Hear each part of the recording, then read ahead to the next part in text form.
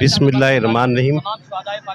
आल ताजिरान सिंध इत्तेहाद की जानिब से आज यौम शोदाए तकरीम के मौके पर पाक फ़ौज से इज़हार यकजहती और शोदाओं से इज़हार यकजहती के लिए ये तकरीब रखी गई है और इस पर मैं खराज तहसीन पेश करता हूँ। और पाक फ़ौज के जिन अजीम सपूतों ने मुल्क के लिए, मादिर वतन के लिए जानों की कुर्बानियाँ दी, उनको खराज अकीदत पेश करता हूँ।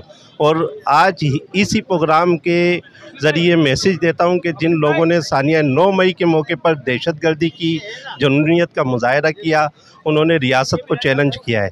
और जो लोग रियासत को चैलेंज करते हैं तो उनको आइन और कानून के मुताबिक उससे गुज़रना पड़ता है, उनके मुताबिक उन्हें सज़ाएँ देनी पड़ती हैं जो रियासत का हक़ है।